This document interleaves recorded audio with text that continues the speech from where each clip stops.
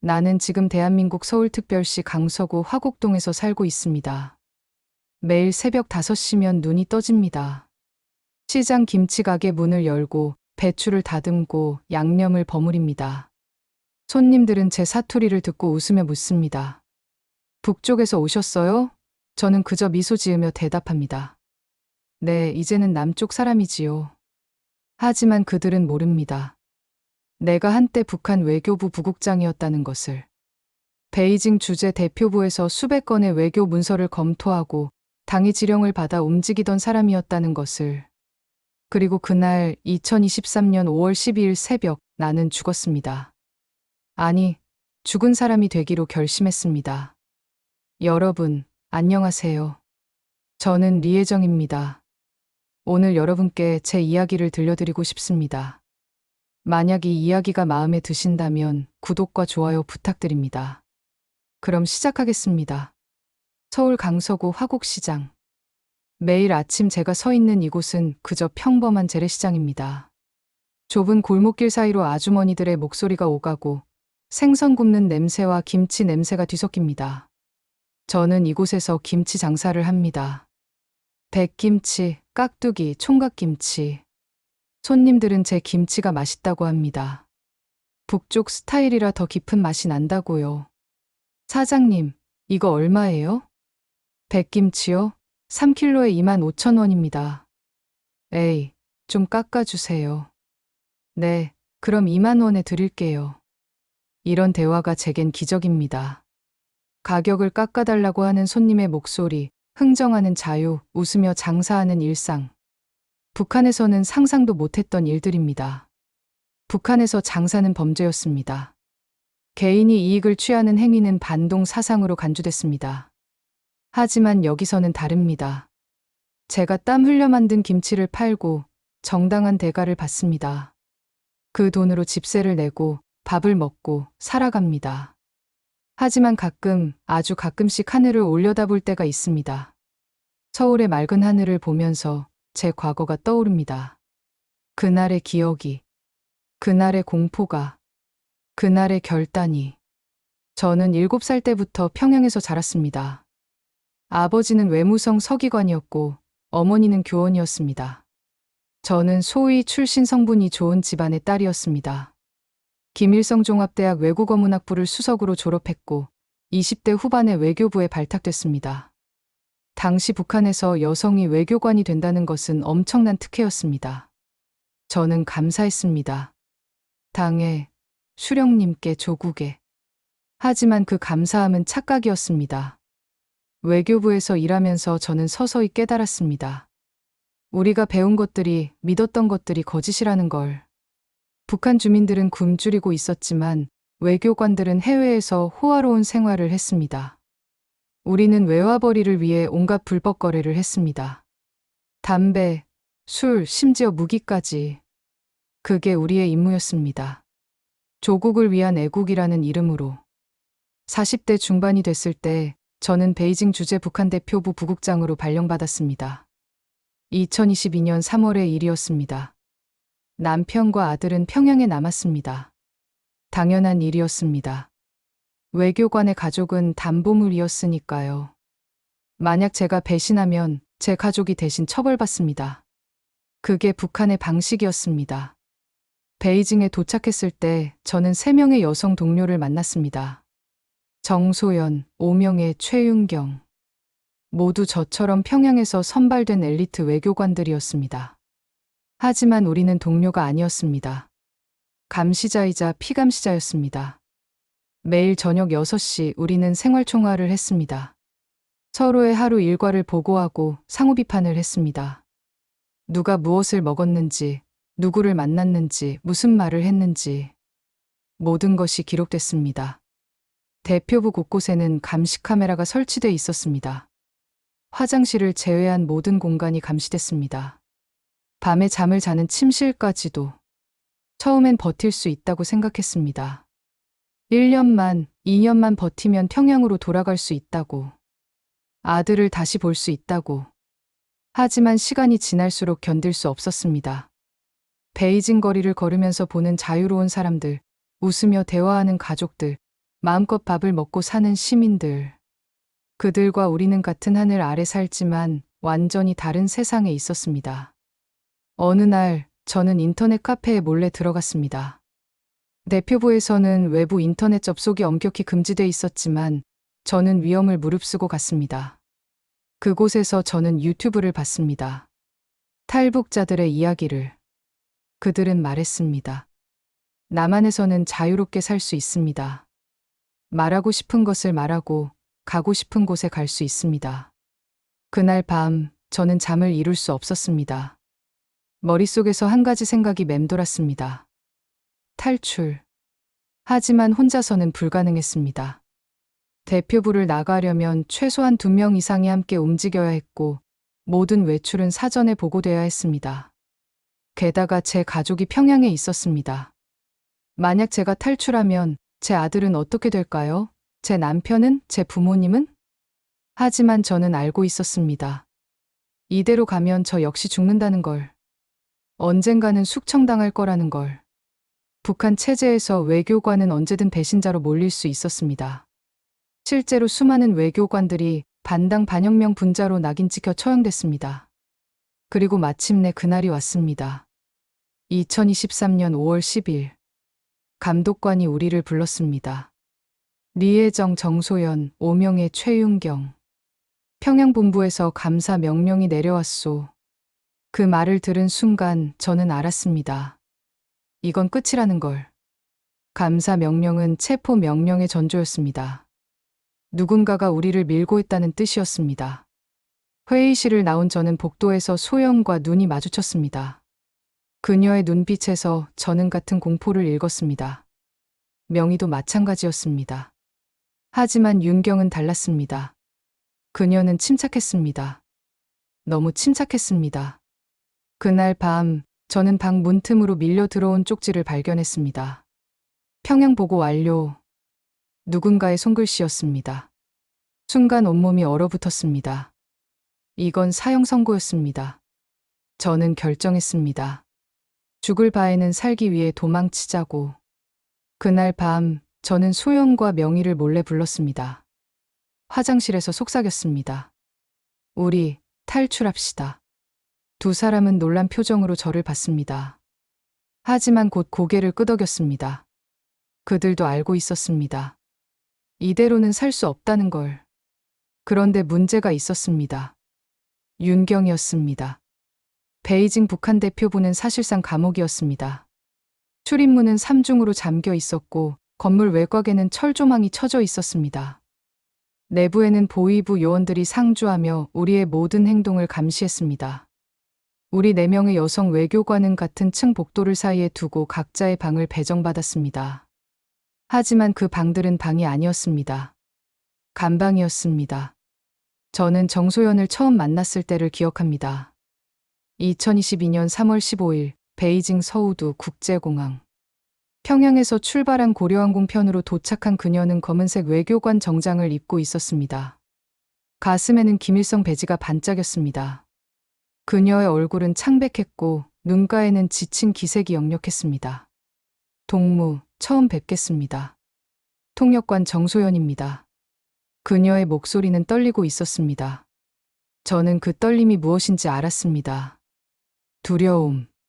평양을 떠나온다는 것, 가족과 헤어진다는 것, 그리고 앞으로 무슨 일이 벌어질지 모른다는 불안감. 오명희는 행정 담당으로 왔습니다. 그녀는 실무에 능했습니다. 서류 처리, 일정 관리, 물자 조달. 그녀가 없으면 대표부는 돌아가지 않았습니다. 하지만 그녀 역시 죄수와 다름없었습니다. 매일 아침 7시에 출근해서 밤 11시까지 일했습니다. 주말도 없었습니다. 휴가도 없었습니다. 최윤경은 문화참사관이었습니다. 그녀는 평양음악무용대학 출신으로 예술 분야 외교를 담당했습니다. 처음 만났을 때 그녀는 다른 사람들과 달리 미소를 지었습니다. 반갑습니다, 동무들. 함께 일하게 돼서 영광입니다. 하지만 그 미소 뒤에 무엇이 숨어 있는지 당시엔 몰랐습니다. 대표부의 하루는 규칙적이었습니다. 새벽 6시 기상, 6시 30분 조회, 7시 아침 식사, 8시 업무 시작. 점심은 정오, 저녁은 6시. 그리고 저녁 6시 30분 생활총화. 생활총화는 북한 체제의 핵심 통제 수단이었습니다. 모든 구성원은 매일 자신의 하루를 보고하고 다른 사람들의 행동을 비판해야 했습니다. 오늘 오명희 동무는 점심시간에 5분 늦게 돌아왔습니다. 이는 조직 규율을 해이하게 만드는 행위입니다. 이런 식이었습니다. 처음엔 형식적인 절차라고 생각했습니다. 하지만 시간이 지나면서 저는 깨달았습니다. 이건 서로를 적으로 만드는 과정이라는 걸. 우리는 동료가 아니었습니다. 경쟁자였고 감시자였고 잠재적 고발자였습니다. 어느 날 밤 소연이 제 방에 몰래 찾아왔습니다. 그녀는 울고 있었습니다. 혜정 동무, 저 더 이상 못 견디겠어요. 저는 그녀를 조용히 안았습니다. 말을 하지 않았습니다. 말을 하면 감시 카메라에 녹음될 테니까요. 그저 그녀의 등을 쓰다듬어 줄 뿐이었습니다. 소연에게는 딸이 있었습니다. 평양에 남겨진 12살짜리 딸. 소연은 매일 밤 딸의 사진을 보며 눈물을 흘렸습니다. 제 딸은 엄마 없이 어떻게 살고 있을까요? 밥은 제대로 먹고 있을까요? 저는 대답할 수 없었습니다. 평양의 식량 사정은 날로 악화되고 있었으니까요. 명희는 다른 고민이 있었습니다. 그녀의 남편은 인민군 대위였습니다. 하지만 6개월 전부터 편지가 끊겼습니다. 북한에서 군인의 편지가 끊긴다는 건 두 가지 중 하나였습니다. 전사하거나 숙청당하거나. 명희는 매일 밤 남편을 기다렸습니다. 하지만 소식은 오지 않았습니다. 저 역시 가족이 그리웠습니다. 제 아들 성우는 16살이었습니다. 사춘기 아들. 엄마 없이 어떻게 자라고 있을까요? 아버지와 잘 지내고 있을까요? 학교에서는 괴롭힘 당하지 않을까요? 매일 밤 저는 아들의 얼굴을 떠올렸습니다. 하지만 점점 그 얼굴이 흐릿해졌습니다. 기억이 사라지고 있었습니다. 그러던 어느 날 사건이 터졌습니다. 2023년 5월 2일 윤경희 감독관에게 불려갔습니다. 이유는 알 수 없었습니다. 그녀는 오전 10시에 나가서 저녁 6시가 넘어서야 돌아왔습니다. 얼굴은 창백했고 눈은 충혈돼 있었습니다. 우리는 물었습니다. 무슨 일이었어요? 하지만 그녀는 대답하지 않았습니다. 그저 방으로 들어가 문을 잠갔습니다. 그날 밤 11시 대표부 정문에 차량 소리가 들렸습니다. 저는 창문으로 내다봤습니다. 검은색 세단 2대가 급하게 도착했습니다. 차에서 내린 사람들은 북한 보위부 제복을 입고 있었습니다. 다음 날 아침 대표부는 발칵 뒤집혔습니다. 격리 담당 최철수가 체포됐다는 소식이었습니다. 혐의는 외화 밀거래. 그는 대표부 운영 자금 중 일부를 빼돌려 개인적으로 사용했다는 혐의를 받았습니다. 하지만 이상한 점이 있었습니다. 최철수는 10년 넘게 충성스럽게 일한 사람이었습니다. 그가 갑자기 배신했다는 게 믿기지 않았습니다. 그날 오후 감독관이 우리를 소집했습니다. 동무들, 최근 대표부 내에 반당 반혁명 분자들이 있다는 정보가 평양본부에 보고됐소. 따라서 전원에 대한 감사가 실시될 것이오. 그 말을 듣는 순간 회의실 공기가 얼어붙었습니다. 감사. 그 단어는 북한에서 사형 선고나 다름없었습니다. 일단 감사 대상이 되면 무죄를 증명할 방법이 없었습니다. 모든 것이 조작될 수 있었으니까요. 감독관이 이름을 불렀습니다. 리혜정, 정소연, 오명애, 최윤경. 너희 4명이 1차 조사 대상이다. 순간 제 심장이 멎는 것 같았습니다. 소연의 얼굴은 하얗게 질렸고 명희는 몸을 떨었습니다. 하지만 윤경은 달랐습니다. 그녀는 담담한 표정으로 고개를 끄덕였습니다. 알겠습니다, 동무. 회의실을 나온 후 저는 화장실로 달려갔습니다. 변기에 앉아 구역질을 했습니다. 머릿속이 하얗게 변했습니다. 이건 끝이다. 나는 죽는다. 평양으로 끌려가서 처형당한다. 그날 밤 저는 방 안을 서성였습니다. 잠을 잘 수 없었습니다. 창밖을 내다보니 베이징의 야경이 보였습니다. 화려한 불빛들, 자유롭게 오가는 사람들. 저와는 다른 세상이었습니다. 그때 문틈으로 무언가가 밀려 들어왔습니다. 하얀 쪽지. 저는 조심스럽게 쪽지를 집어 들었습니다. 거기에는 이렇게 쓰여 있었습니다. 평양 보고 완료. 체포조 파견 예정. 손이 떨렸습니다. 쪽지를 쥔 손이 땀으로 젖었습니다. 누가 이걸 보낸 걸까? 그리고 왜? 저는 쪽지를 찢어서 변기에 버렸습니다. 그리고 결심했습니다. 더 이상 기다릴 수 없다. 지금 당장 탈출해야 한다. 다음 날 아침 저는 소연과 명희를 따로 불렀습니다. 대표부 뒤편에는 작은 창고가 있었습니다. 청소 도구들이 보관된 곳이었죠. 감시 카메라가 없는 유일한 공간이었습니다. 우리는 그곳에서 속삭였습니다. 우리 탈출합시다. 제 말에 두 사람은 눈이 휘둥그레졌습니다. 소연이 떨리는 목소리로 물었습니다. 해정동무, 그게 무슨 말이에요? 탈출? 그건 불가능해요. 우리 가족들은 어떻게 되는데요? 저는 알고 있었습니다. 북한에서 탈출자의 가족은 3대가 멸족당합니다. 부모, 형제, 자녀. 모두가 정치범 수용소로 보내지거나 처형됩니다. 그게 북한의 연좌제였습니다. 저도 알아요. 제 아들이 평양에 있어요. 하지만 이대로 있으면 우리 모두 죽어요. 체포조가 오면 끝이에요. 차라리 살기 위해 도망치는 게 낫지 않을까요? 명희가 눈물을 흘리며 말했습니다. 제 남편은 어떻게 돼요? 편지도 안 오는데. 혹시 이미. 저는 명희의 손을 잡았습니다. 명희 동무, 남편분은 이미 돌아가셨을 가능성이 높아요. 6개월 동안 소식이 없다는 건 그런 의미예요. 우리가 여기서 죽으면 남편분도 헛되이 돌아가신 거예요. 소연이 조용히 고개를 끄덕였습니다. 그럼 어떻게 해요? 탈출이라는 게 말처럼 쉬운 일이 아니잖아요. 대표부를 나가려면 허가가 필요하고 베이징 공항은 북한 요원들이 감시하고 있어요. 저는 이미 계획을 세워뒀었습니다. 캄보디아로 가요. 베이징에서 직접 한국 대사관으로 가는 건 불가능해요. 하지만 캄보디아를 경유하면 가능해요. 거기서 한국 대사관으로 망명 신청을 하는 거예요. 하지만 캄보디아로 가려면 비행기 표와 비자가 필요해요. 우리가 어떻게 그걸 구해요? 명의 동무가 해줘요. 행정 담당이잖아요. 가짜 출장 서류를 만드는 거예요.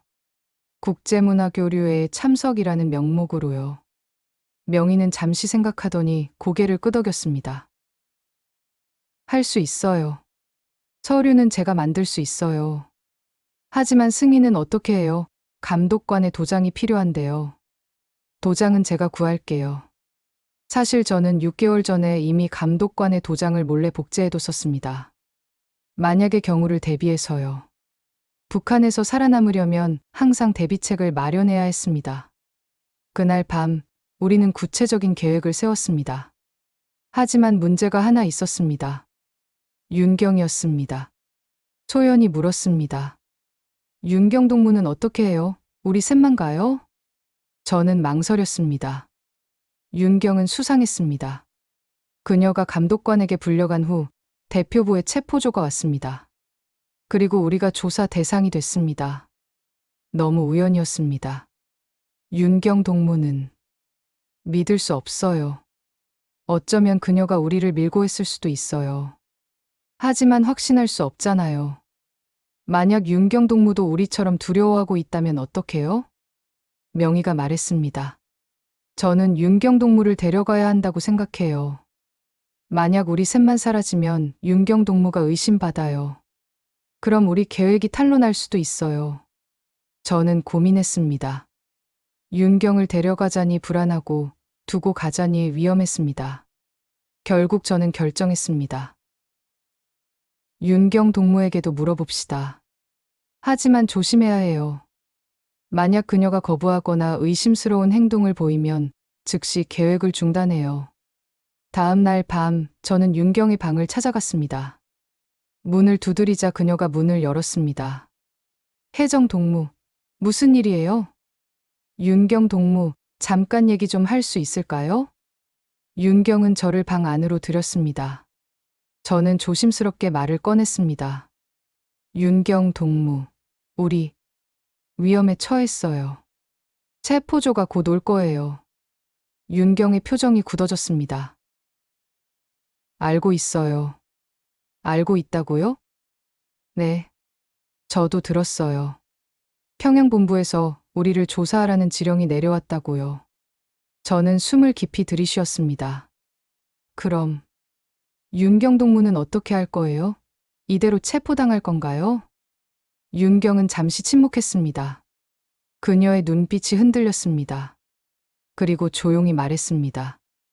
혜정 동무, 제가 밀고 했다고 생각하죠? 저는 놀랐습니다. 아니, 그게 아니라. 괜찮아요. 저도 그렇게 생각할 거예요. 제가 감독관에게 불려간 다음 날 체포조가 왔으니까요. 그럼 정말 윤경 동무가? 윤경이 고개를 저었습니다. 아니에요. 저는 아무것도 말하지 않았어요. 오히려 저도 의심받고 있어요. 윤경이 책상 서랍을 열었습니다. 거기서 편지 한 통을 꺼냈습니다. 이걸 보세요. 저는 편지를 받아 읽었습니다. 평양보위부에서 온 편지였습니다. 내용은 충격적이었습니다.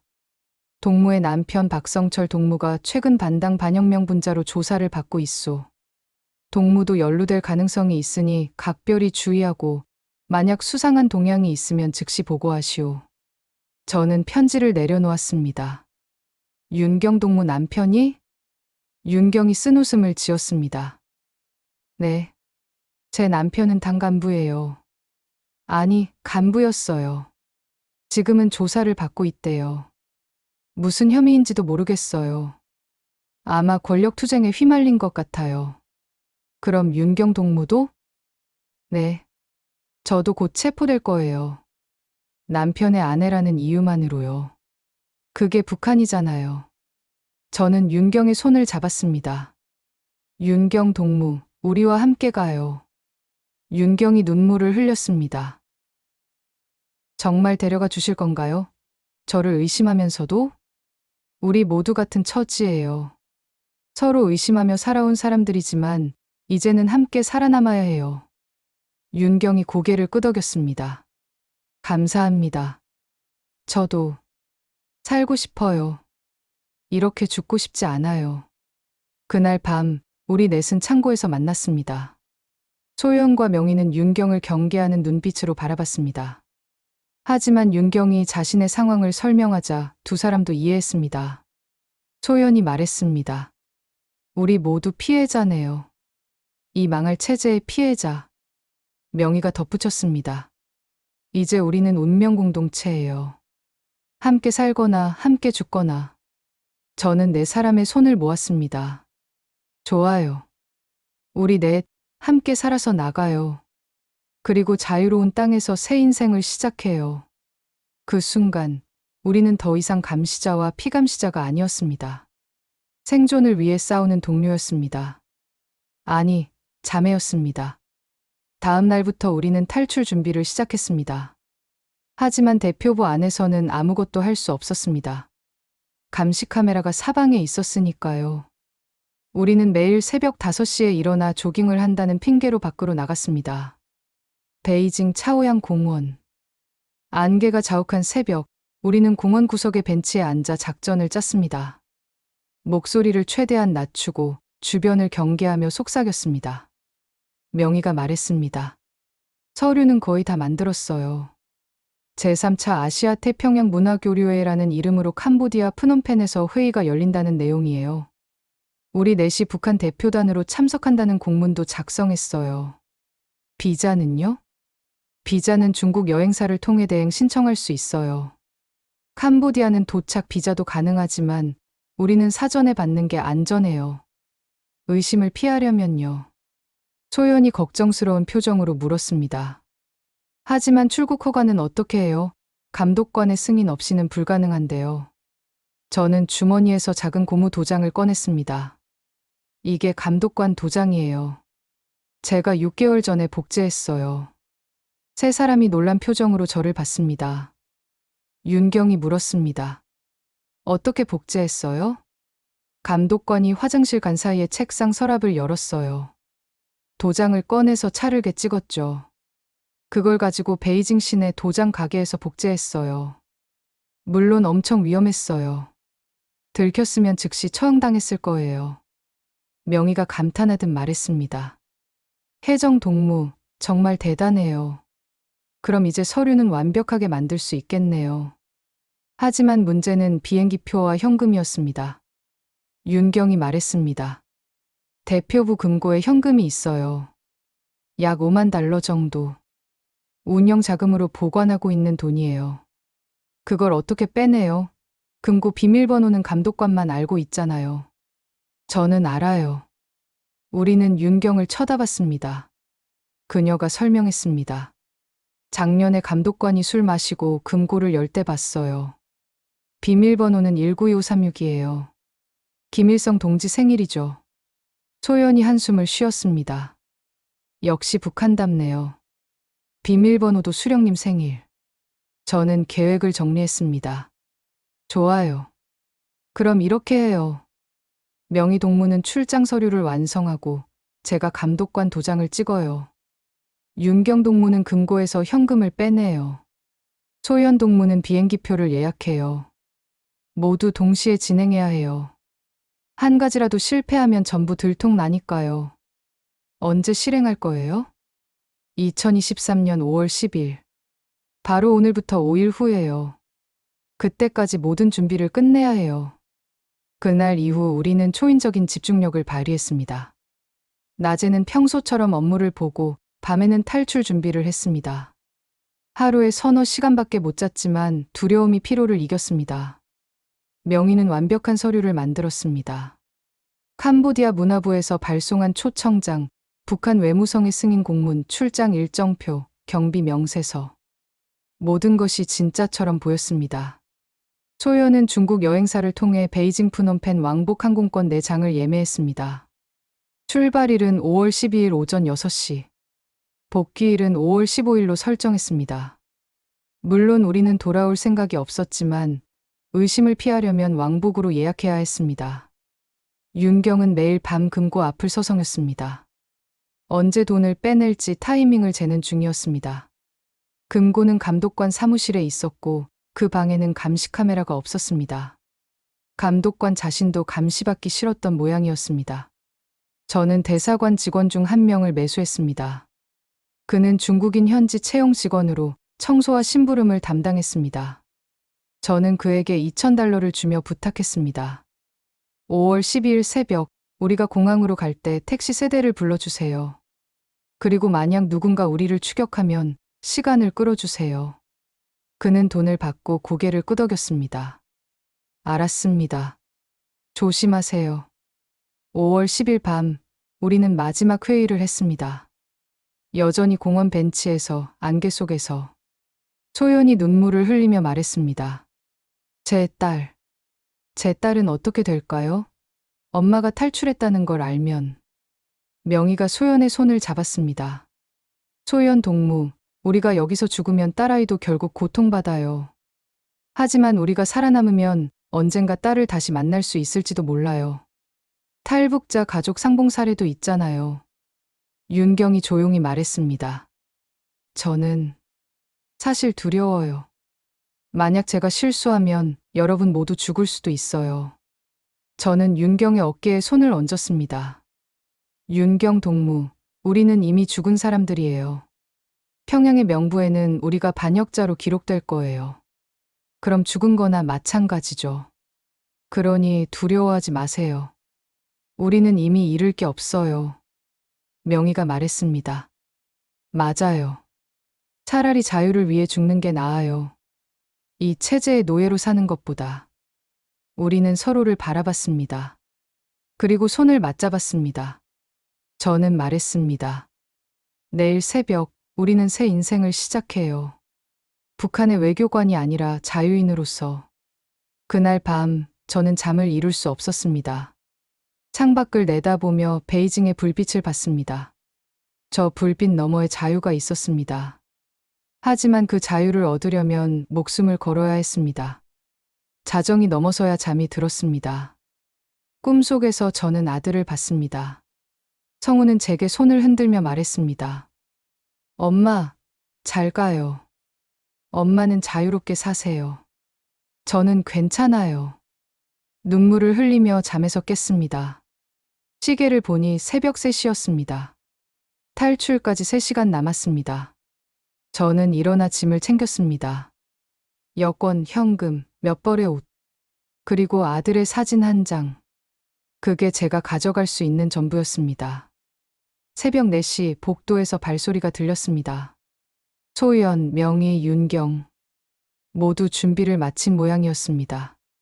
우리는 로비에서 만났습니다. 서로를 바라보며 고개를 끄덕였습니다. 말은 필요 없었습니다.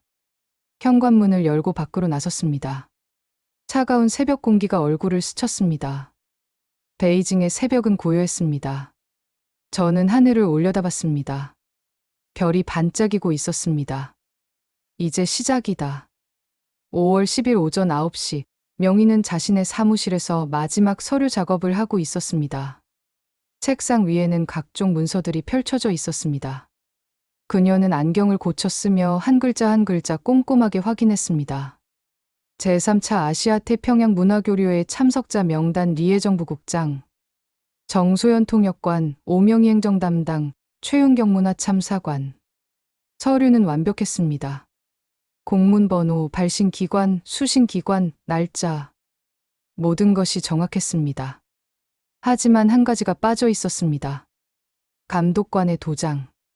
점심시간 감독관이 식당으로 간 사이 저는 그의 사무실로 들어갔습니다. 심장이 미친 듯이 뛰었습니다. 만약 누군가 들어오면 끝이었습니다.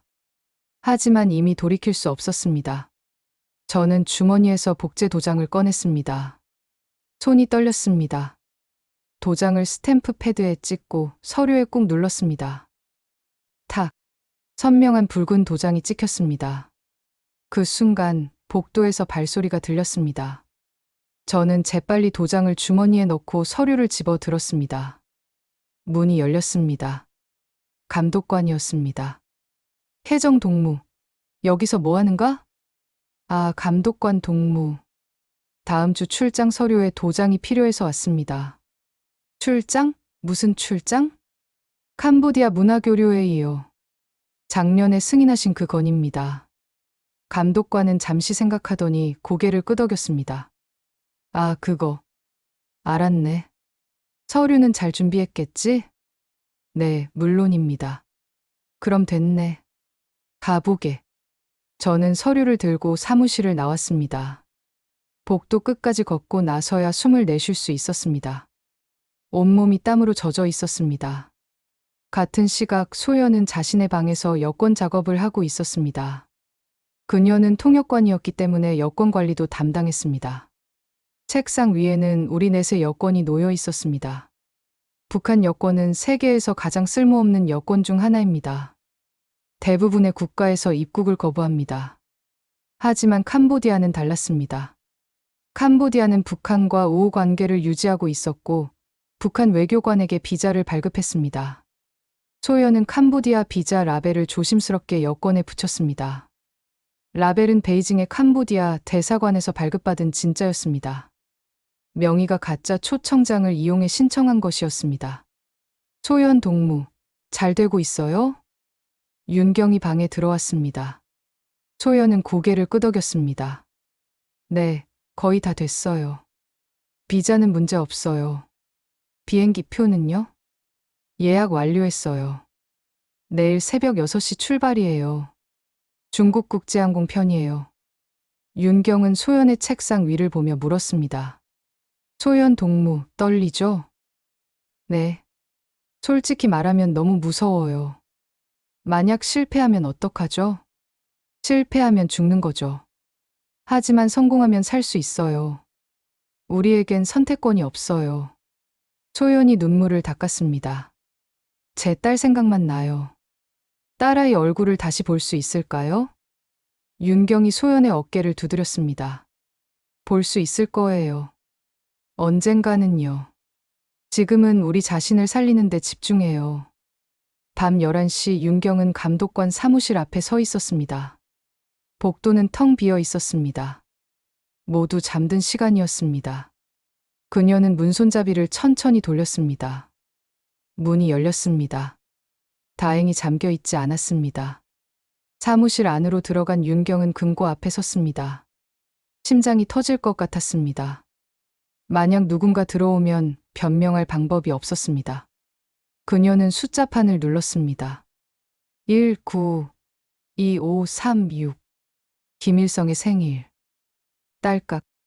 금고 문이 열렸습니다. 안에는 현금 뭉치들이 가득했습니다. 미국 달러, 유로, 중국 위안. 윤경은 미국 달러 뭉치를 꺼냈습니다. 빠르게 세어보니 약 2만 달러였습니다. 그녀는 가방에 돈을 집어넣었습니다. 그때 복도에서 발소리가 들렸습니다. 윤경은 재빨리 금고를 닫고 책상 뒤에 숨었습니다. 문이 열렸습니다. 경비원이었습니다. 누구요? 윤경은 책상 뒤에서 일어나며 당당하게 말했습니다. 저예요, 최윤경입니다. 윤경 동무? 이 시간에 왜 여기 있어? 감독관 동무께서 내일 회의 자료를 준비하라고 해서요. 경비원은 의심스러운 표정을 지었습니다. 이 시간에? 내일 아침에 하면 되잖소. 급한 일이라고 하셨어요. 혹시 문제 있나요? 경비원은 잠시 망설이더니 고개를 저었습니다. 아니요. 조심하시오. 경비원이 나간 후 윤경은 쓰러질 뻔했습니다. 온몸에 힘이 빠졌습니다. 하지만 이제 돌아갈 수 없었습니다. 그녀는 가방을 들고 사무실을 나왔습니다. 자정이 지나 우리는 창고에서 마지막으로 만났습니다. 각자 준비한 것들을 확인했습니다. 명희가 서류를 꺼냈습니다. 출장 공문, 초청장, 일정표. 모두 준비됐어요. 소연이 여권을 꺼냈습니다. 비자도 완료됐어요. 비행기표도 여기 있어요. 윤경이 돈 뭉치를 꺼냈습니다. 현금 2만 달러. 이걸로 한국 대사관까지 갈 수 있을 거예요. 저는 고개를 끄덕였습니다. 좋아요. 모든 준비가 끝났네요. 이제 내일 새벽을 기다리는 일만 남았어요. 우리는 돈을 나눠 가졌습니다. 각자 5천 달러씩. 만약 헤어지더라도 각자 살아남을 수 있도록. 소연이 물었습니다. 한국 대사관에 도착하면 뭐라고 말해야 해요? 우리는 북한 외교관입니다. 망명을 신청합니다. 이렇게만 말하면 돼요. 한국 정부는 우리를 받아줄 거예요. 만약 실패하면요? 저는 잠시 침묵했습니다. 그리고 조용히 말했습니다. 실패하면 죽는 거예요. 하지만 그건 여기 남아 있어도 마찬가지예요. 차라리 자유를 향해 죽는 게 나아요. 윤경이 말했습니다. 혜정 동무 말이 맞아요. 우리는 이미 선택했어요. 이제 돌아갈 곳은 없어요. 명희가 눈물을 닦으며 말했습니다. 내일이면 우리는 자유인이 되는 거죠? 저는 명희의 손을 잡았습니다. 네. 내일이면 우리는 더 이상 북한의 외교관이 아니에요. 대한민국의 국민이 될 거예요. 우리는 서로를 껴안았습니다. 처음으로 진심으로 서로를 끌어안았습니다. 더 이상 감시자와 피감시자가 아니었습니다. 생사를 함께하는 자매였습니다. 그날 밤 저는 마지막으로 평양을 생각했습니다. 제 아들, 제 남편, 제 부모님. 그들은 곧 저를 배신자로 알게 될 것입니다. 하지만 저는 선택했습니다. 그들을 위해 죽는 대신 저 자신을 위해 사는 것을. 새벽 4시 알람이 울렸습니다. 탈출의 시간이었습니다. 2023년 5월 12일 새벽 4시 30분. 우리는 대표부 정문 앞에 모였습니다. 각자 작은 가방 하나씩만 들고 있었습니다. 더 많은 짐을 가지면 의심받을 수 있었으니까요. 밖에는 택시 세대가 대기하고 있었습니다. 제가 매수한 중국인 직원이 불러준 것이었습니다. 우리는 2명씩 나눠 탔습니다.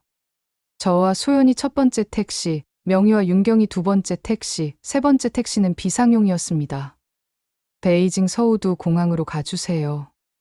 빨리요. 택시가 출발했습니다. 새벽의 베이징 거리는 한산했습니다. 가로등 불빛만이 어둠을 밝히고 있었습니다. 저는 뒤를 돌아봤습니다. 대표부 건물이 점점 멀어졌습니다. 그 건물을 다시는 보지 않을 것입니다. 소연이 떨리는 목소리로 물었습니다. 혜정 동무, 정말 할 수 있을까요? 해야 해요. 이미 시작했어요. 택시는 빠르게 달렸습니다. 베이징의 새벽거리는 고요했습니다. 하지만 그 고요함이 오히려 불안했습니다. 너무 조용했습니다. 그때 뒤에서 차 한 대가 빠르게 따라오는 게 보였습니다. 검은색 세단. 저는 긴장했습니다. 설마? 세단이 우리 택시 옆으로 다가왔습니다. 창문이 내려갔습니다. 그 안에는 북한 보위부 제복을 입은 남자가 타고 있었습니다. 리혜정, 차를 세워라. 순간 제 심장이 멎는 것 같았습니다. 들켰습니다. 기사님, 세우지 마세요. 계속 가세요. 택시 기사가 놀라며 물었습니다. 왜요? 무슨 일이에요? 그냥 가세요. 제발요. 기사는 겁에 질렸습니다. 하지만 저는 지갑에서 100달러짜리 지폐를 꺼내 그에게 던졌습니다. 이거 다 드릴게요. 제발 계속 가세요. 기사는 돈을 보더니 악셀을 밟았습니다. 택시가 속도를 냈습니다. 하지만 뒤따라오는 세단도 속도를 높였습니다. 무전기로 다른 택시에 연락했습니다. 명희, 윤경, 우리 뒤에 추격자가 있어요. 조심해요. 명희의 목소리가 들렸습니다. 우리도 봤어요. 어떻게 해요? 흩어져요. 각자 다른 길로 가요. 공항 제3터미널에서 만나요. 택시들이 갈라졌습니다. 추격 차량 2대도 나눠서 따라왔습니다. 저희 택시를 따라오는 차량 1대, 명희와 윤경의 택시를 따라오는 차량 1대. 기사가 공포에 질린 목소리로 물었습니다. 대체 당신들 누구예요? 왜 쫓겨요? 설명할 시간 없어요. 제발 그냥 가세요. 공항까지만 가주세요. 택시는 좁은 골목길로 접어들었습니다. 뒤따라오는 세단도 따라왔습니다.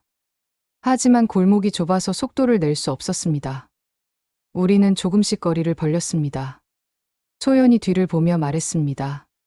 조금만 더, 공항까지 10분이면 돼요. 하지만 그때 앞에서 또 다른 차량이 나타났습니다. 역시 검은색 세단. 앞뒤로 막힌 것입니다. 이런, 어떡해요. 저는 기사에게 소리쳤습니다. 옆길로 꺾으세요. 지금 당장. 기사가 급하게 핸들을 꺾었습니다. 택시가 좁은 골목으로 들어갔습니다. 차체가 벽에 긁히는 소리가 들렸습니다. 하지만 우리는 빠져나왔습니다.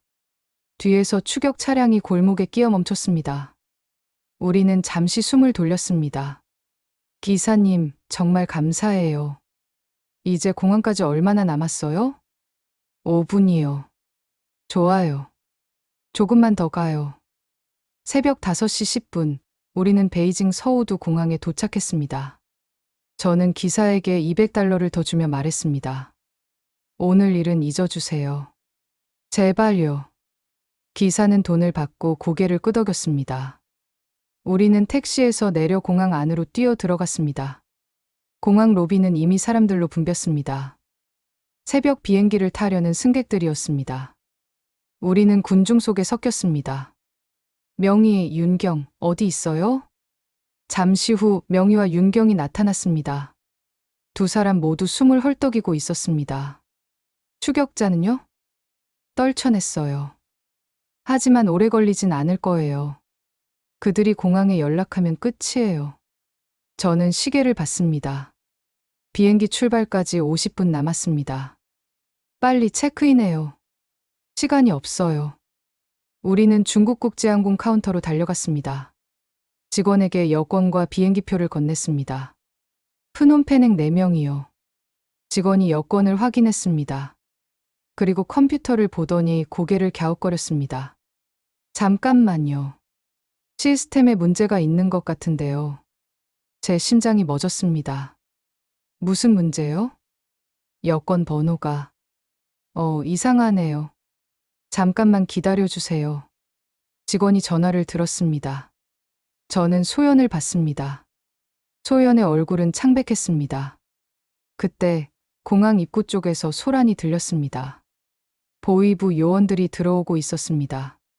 저기요, 빨리 안 돼요? 비행기 놓치겠어요. 직원이 전화를 끊고 말했습니다. 죄송합니다. 상부에서 확인하라고 해서요. 조금만 기다려주세요. 시간이 없어요. 그때 윤경이 카운터 옆으로 가서 직원에게 뭔가 속삭였습니다. 그리고 지갑에서 돈을 꺼내 건넸습니다. 직원의 표정이 바뀌었습니다. 아, 네. 알겠습니다. 탑승권 여기 있습니다. 우리는 탑승권을 받아들고 출국 심사대로 달려갔습니다. 뒤에서 보위부 요원들이 소리쳤습니다. 거기 서라. 하지만 우리는 이미 출국 심사대를 통과하고 있었습니다.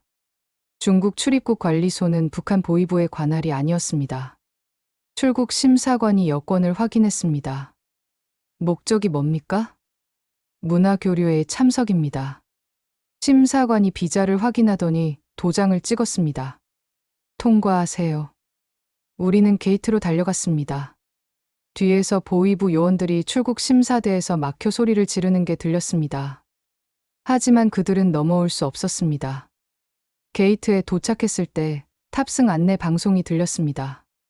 프놈펜행 CA9 13편 승객 여러분, 탑승을 시작합니다. 우리는 비행기에 올랐습니다.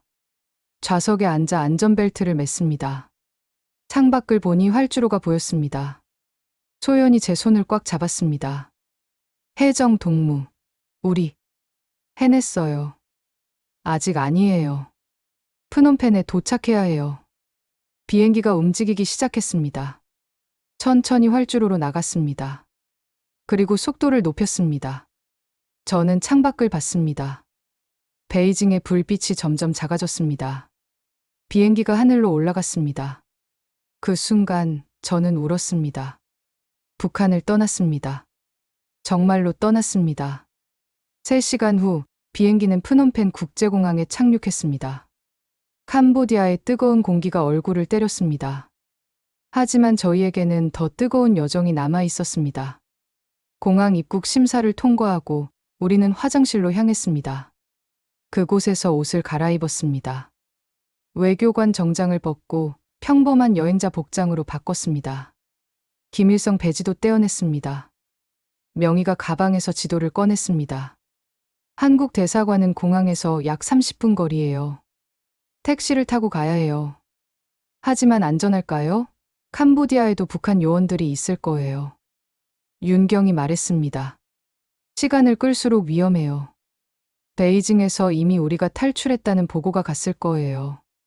지금 당장 가야 해요. 우리는 화장실 거울 앞에 섰습니다. 4명의 여성. 더 이상 북한 외교관이 아니었습니다. 그저 도망자였습니다. 가요. 마지막 여정이에요. 공항을 나와 택시를 잡았습니다. 기사에게 영어로 말했습니다. Korean Embassy, please. Fast. 택시가 출발했습니다. 프놈펜의 거리는 혼잡했습니다.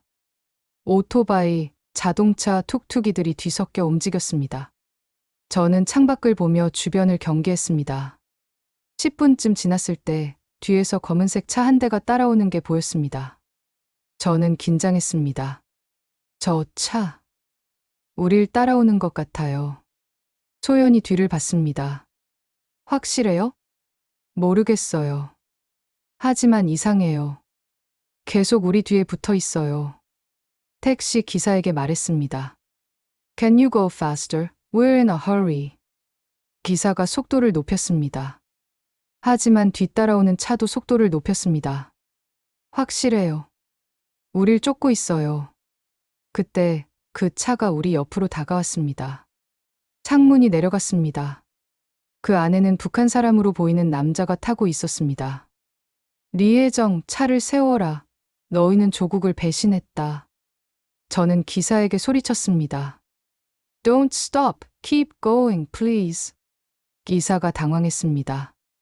What's happening? Just go. I'll pay you extra. 저는 지갑에서 $200를 꺼내 기사에게 던졌습니다. 기사는 돈을 보더니 악셀을 밟았습니다. 택시가 좁은 골목으로 접어들었습니다. 양옆으로 노점상들이 줄지어 있었습니다. 추격 차량이 따라왔습니다. 하지만 골목이 좁아서 우리를 따라잡을 수 없었습니다. 거의 다 왔어요. 한국 대사관까지 5분이에요. 우리는 숨을 죽이고 기다렸습니다. 택시는 미친 듯이 달렸습니다. 뒤에서 추격 차량도 따라왔습니다. 마침내 한국 국기가 보였습니다. 태극기. 대사관 건물이었습니다.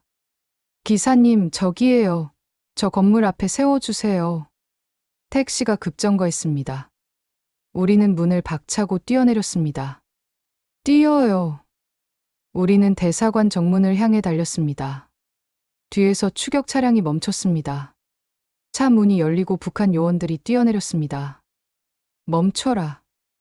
하지만 우리는 멈추지 않았습니다. 단 10m. 이제 10m만 가면 자유였습니다. 그때 총성이 울렸습니다. 탕! 제 옆으로 총알이 스쳐 지나갔습니다. 엎드려요. 우리는 땅에 엎드렸습니다. 하지만 곧 다시 일어나 뛰었습니다. 대사관 문이 바로 앞이었습니다. 한국 대사관 경비원이 문을 열었습니다. 빨리 들어오세요. 우리는 문 안으로 뛰어들었습니다. 그 순간 또 다른 총성. 철문에 총알이 박혔습니다. 탕! 문이 닫혔습니다. 우리는 바닥에 쓰러졌습니다. 숨을 헐떡였습니다. 여기가 한국 대사관이에요? 경비원이 물었습니다. 당신들 누구예요? 무슨 일이에요? 저는 일어나 말했습니다. 우리는 북한 외교관입니다. 대한민국의 망명을 신청합니다. 경비원의 표정이 굳어졌습니다. 그는 무전기를 들어 누군가에게 연락했습니다. 본관에 북한 외교관 4명이 왔습니다. 망명 신청이라고 합니다. 잠시 후 한국 대사관 직원들이 내려왔습니다. 그중 한 명이 우리를 보며 물었습니다. 정말 북한 외교관이십니까? 저는 여권을 꺼내 보여줬습니다. 네. 저는 베이징 주재 북한 대표부 부국장 리혜정입니다. 이분들은 제 동료들입니다.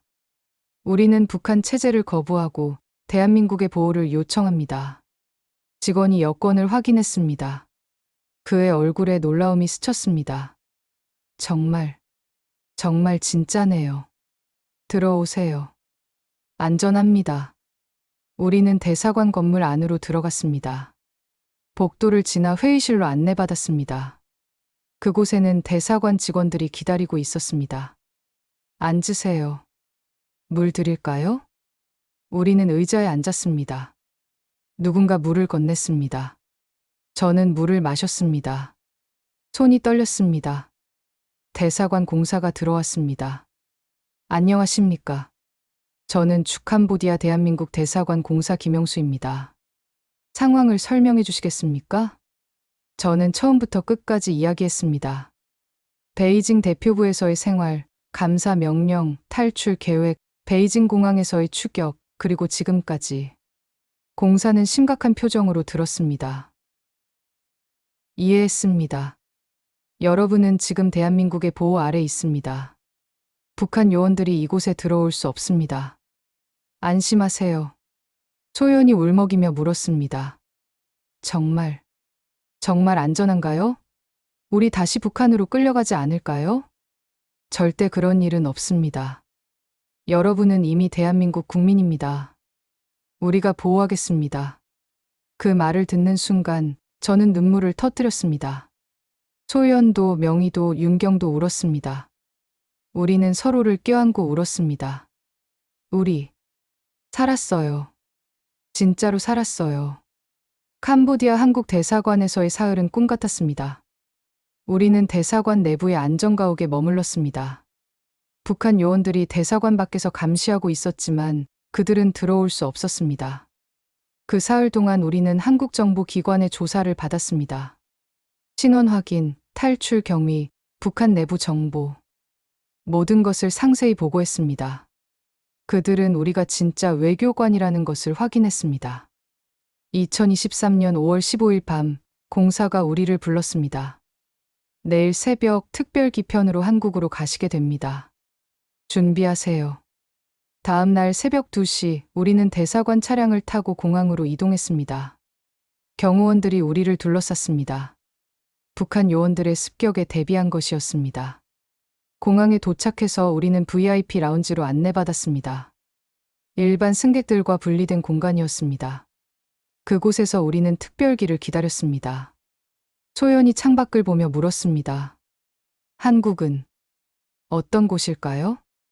명희가 대답했습니다. 자유로운 곳이겠죠. 우리가 그토록 원하던 곳. 윤경이 조용히 말했습니다. 저는 사실 두려워요. 한국에서 우리를 받아줄까요? 우리는 북한 외교관이었잖아요. 체제를 위해 일한 사람들이에요. 저는 윤경의 손을 잡았습니다. 우리는 피해자예요. 우리도 그 체제에 갇혀 있었어요. 한국 사람들은 이해해 줄 거예요. 새벽 3시 탑승 안내가 나왔습니다. 우리는 비행기에 올랐습니다. 작은 전세기였습니다. 승객은 우리 넷과 경호원들 뿐이었습니다.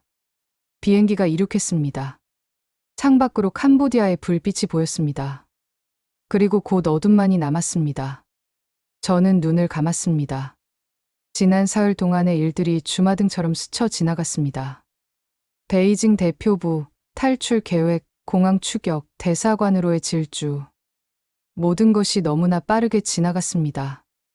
4시간 후 기장의 안내 방송이 들렸습니다. 승객 여러분, 잠시 후 인천국제공항에 착륙하겠습니다. 제 심장이 빠르게 뛰기 시작했습니다. 드디어 한국입니다. 창밖을 봤습니다. 새벽 하늘이 밝아오고 있었습니다. 그리고 저 아래로 한국의 땅이 보였습니다. 불빛들이 반짝이고 있었습니다. 소연이 제 손을 잡았습니다. 혜정 동무. 아니, 이제 동무라고 부르면 안 되겠네요. 저는 웃었습니다. 그러게요. 이제 우리는 동무가 아니라 친구예요. 비행기가 고도를 낮췄습니다. 활주로가 점점 가까워졌습니다. 바퀴가 땅에 닿았습니다. 쿵. 충격과 함께 비행기가 멈췄습니다. 그 순간 우리 모두 눈물을 흘렸습니다. 명희가 울면서 말했습니다. 우리 도착했어요. 한국에. 윤경이 얼굴을 가리고 흐느꼈습니다. 믿을 수가 없어요. 정말 믿을 수가 없어요. 비행기 문이 열렸습니다. 계단이 내려왔습니다. 우리는 일어나 문으로 향했습니다. 문 밖으로 나가는 순간 시원한 바람이 얼굴을 스쳤습니다. 한국의 공기였습니다. 저는 깊이 숨을 들이마셨습니다. 활주로 옆에는 검은색 승합차 2대가 대기하고 있었습니다. 정부 관계자들이 우리를 기다리고 있었습니다. 한 남자가 다가와 악수를 청했습니다. 안녕하십니까. 저는 통일부 탈북민정착지원과 김철수 과장입니다. 대한민국에 오신 것을 환영합니다. 저는 그의 손을 잡았습니다. 감사합니다. 정말 감사합니다. 힘드셨죠? 이제 안전합니다. 차에 타시죠. 먼저 하나원으로 가겠습니다. 우리는 차에 올랐습니다. 차가 출발했습니다. 인천공항을 빠져나와 고속도로로 접어들었습니다. 창밖으로 한국의 풍경이 보였습니다. 높은 건물들, 깨끗한 도로, 달리는 차들. 모든 것이 북한과 달랐습니다. 소연이 감탄하며 말했습니다. 정말 다른 나라네요. 명희가 덧붙였습니다. 이게 자유의 모습인가 봐요. 차는 1시간쯤 달렸습니다. 그리고 어느 건물 앞에 멈췄습니다. 북한 이탈주민정착지원 사무소 하나원이라는 간판이 보였습니다. 여기서 3개월 동안 정착 교육을 받으시게 됩니다. 한국 사회 적응, 언어 교육, 직업 훈련 등을 배우실 거예요. 우리는 건물 안으로 들어갔습니다. 복도를 지나 각자의 방으로 안내받았습니다. 작지만 깨끗한 방이었습니다. 저는 침대에 앉았습니다. 그리고 창밖을 봤습니다. 햇살이 들어오고 있었습니다. 나는 이제 자유인이다. 그로부터 3년이 지났습니다. 지금 저는 서울 강서구 화곡시장에서 김치 장사를 하고 있습니다. 소연은 중국어 통역사로 일하고 있습니다. 명희는 작은 여행사를 운영하고 있습니다. 윤경은 피아노 학원 선생님이 됐습니다. 우리는 여전히 연락하며 지냅니다. 한 달에 한 번씩 만나 밥을 먹습니다. 그때마다 우리는 그날을 이야기합니다. 탈출한 그날을. 어제도 소연이 제 가게에 왔습니다. 혜정 언니, 김치 좀 주세요. 왜, 또 떨어졌어? 네. 우리 딸이 언니 김치를 너무 좋아해요. 딸? 소연이 딸이? 네. 작년에 한국으로 데려왔어요. 힘들었지만 결국 해냈어요. 저는 눈물을 흘렸습니다. 소연은 결국 딸을 다시 만났습니다. 3년 만에. 축하해, 소연아. 정말 축하해. 오늘도 저는 김치를 팝니다. 손님들은 제 사투리를 듣고 웃습니다. 북쪽에서 오셨어요? 저는 대답합니다. 네, 이제는 남쪽 사람이지요. 그들은 모릅니다. 제가 한때 북한 외교부 부국장이었다는 것을, 목숨을 걸고 탈출했다는 것을, 그리고 그날 제가 죽은 사람이 되기로 결심했다는 것을. 하지만 괜찮습니다. 저는 이제 외교관이 아닙니다. 단지 살아남은 사람입니다. 자유로운 사람입니다. 그리고 그것만으로도 충분합니다.